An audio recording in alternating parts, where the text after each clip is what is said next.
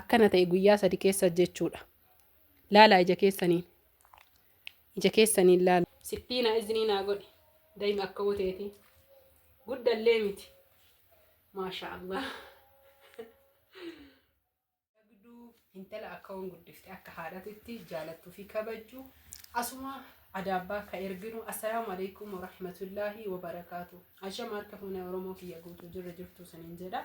Meeshaa kana qarshii xiqqishuudhaan akkasuma mootuyyuu akka hoo isii nama guddaa rabbisii haa gammachiisu tan gammachiisaa jirtu obboleettiin tiyya san qofa osoo hin tahin meeshaa kana akkaataan itti erginu makiina kennine makiinan kan manna haaran nu geessu tokkoffaarra tokko isaatiif sirriitti hima.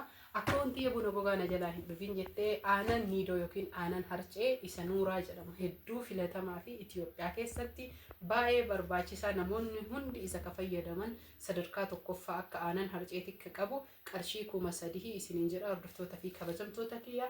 Itti aansu namoota iyyuu rakabootii abbaa gadaa sinii isaa wajjin isa miidhagaa ta'e meeshaa isaa guutuu qaba. Jalaa hiikuun barbaadu meeshaa kana ganama subii waan ergaa jirruuf amma halkan kana isin waraabaa jira.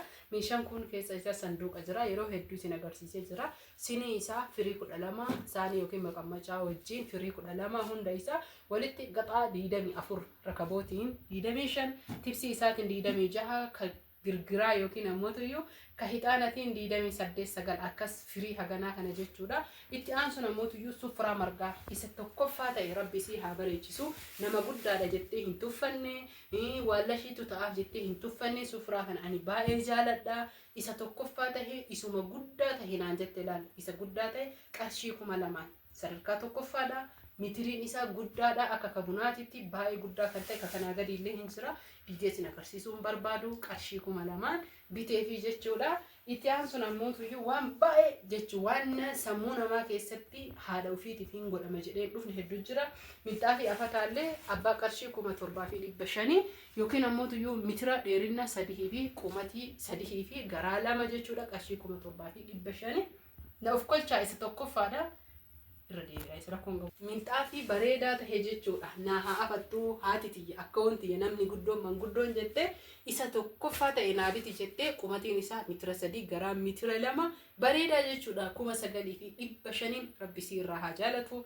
Kana 2,000 kana 9,500 11,500 afaa jechuu walitti akkasuma mootu hordoftoota fi kabajamtoota kiyyaa rakabootiin sinii abbaa gadaa meeshaa isaa hunda qabate 3,000 walitti herreega aanan 3,000 walitti herreega rabbi irraa haa jaalatu. Akkasuma ammootu buna kiiloo 2 buna irratti hin gabiin 500 akkasuma ammootu buna kiiloo 3 kiiloon takkittiin bunni baay'ee qaala'ee jira. Ramadaanaaf maatii keessanii bitaa buna kiiloo 3 qarshii kiiloon takkittiin 500 fi 80 600 galee jira jechuun hin danda'ama. Buna akkasuma sukkaara kiiloo 3 100 fi jechuudha. Sukkaarri kiiloo 3 birriin inni ittiin bitamu kiiloon tokko 100 fi qarshii 100 fi birrii 30 isin herreega.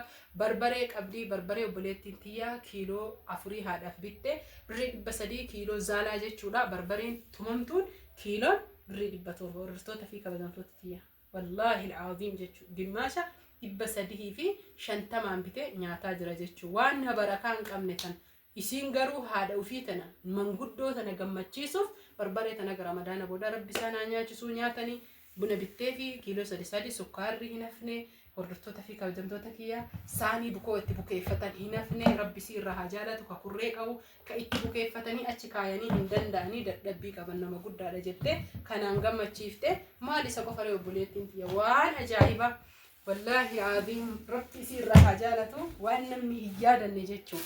Namni kumuyyuu hin yaadattanii waan ajaa'ibaa ijuma keessanii ilaalanii namni kumuu ka hin yaadanne anuyyuu mataan kiyya hin yaadatu jechuudha. Waan akkana biyya ambaa ture hin yaadanne isa kana jechuudha.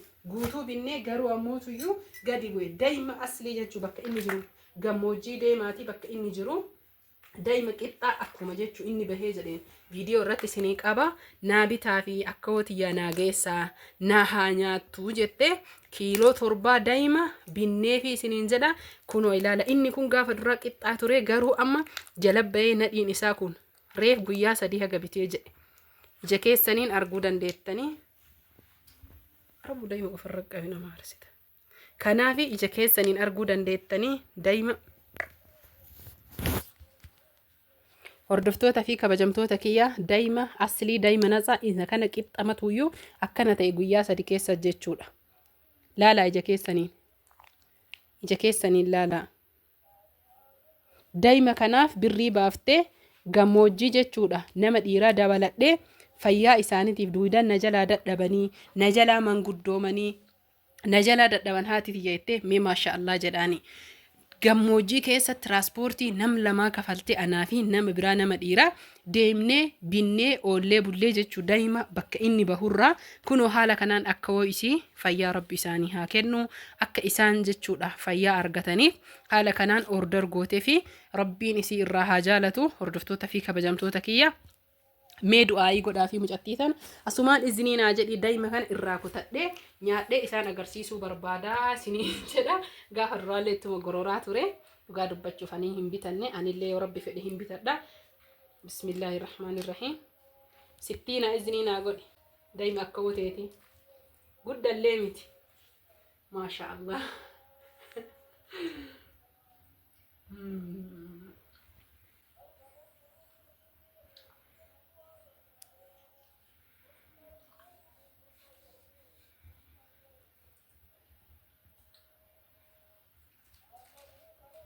Wow.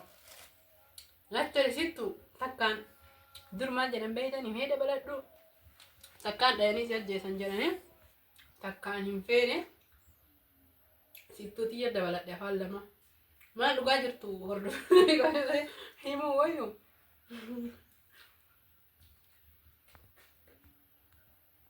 Ija keessanii ilaala daa'ima qixxaa daa'imaa kan muranii amma gagaa keessaa baasan.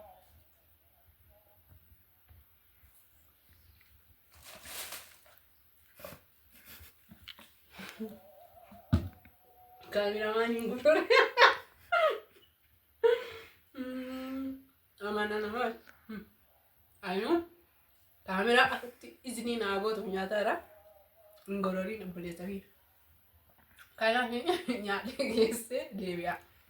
Karena situ tiya kuno balding isa kana daa'imni kun jechuudha gaafa dura binnu guutuudha qixxaan isaa garuu guyyaa sadi qofaa taa'ee jennaani nadhiin isaa qixxa haaraa akka baasaniini jala gaddeebi'e nadhiin isaa dhimbiibamee wal seenaa jira jechuudha. Qarshiin isaa meeqaa jettanii na gaafachuu maltan. Qarshii daa'ima kanaa himuu hin danda'u. Maaliif jennaani bakki deemnee binnee bakka fagoo imala fagoo nama dabaladhee bullee jechuu har'a ganama subii deemnee galgala achi geennee borumtaa sanii binnee gana ammallee borumtaa sanii deebinee karaa qixxee bullee maal isin himaree tiraanspoortii kanaafi gatiin isaa tiraanspoortii walitti ida'amee yoo jedhe amanuu waan hin dandeenyeef nama dhugaan jechuu haadha jaalatu haadha ofii kabaju duudan na jalaa dhukkubaa daa'ima aslii gaagura keessa bahu barbaada jettee haala kanaan inshallah wa ta'ala iyaafannoon jechuu bakka isaa gammoojjii dhaqee bitee fi namoonni daa'ima akkanaa order godhachuu heddan yookiin maatii keessan ka dhibamus haa ta'u ofii keessanillee nama biyya alaatii dhufee jechuun achi deebi'aa jiru keessattuu shamarran keenya warri biyya arabaa duudi isin citee miidhamtanii hirriba dhabdanii nazaafan girgiddaa arabaa mataa isin nyaattee duuda isin dhukkubsitee lafti isin martee dhiigni isinirraa hir'atee viitaaminiin isin keessaa guutumaan guututti gogaan keessan isin jalaa goggogee jedhe daa'ima kana ajajadhaa waan biraa guddaa gootanii mee koottaati ajajadhaa namni jechuu fakkeenyaaf biyya araba Dubaayii haa ta'u bakka fedhe as dhufee ziyaaraa achi deebu maallaqa kafalaa fi wallahi daa'ima kana ajachiifadhaa mee guddaa miti kiiloo lamaa isinin jedha. Kanaaf aga viidiyoo biraatiin walitti deebinutti subscribe like share gochuun lakkoofsa bilbilaa duwwaa 97815 7275 heloo razaan oroo yoo jettan waan feetan isiniif bita maatii bira isiniif geesse surprise isin godha horaa bulaa kun ganama waan deemuuf amma halkan isin waraabe.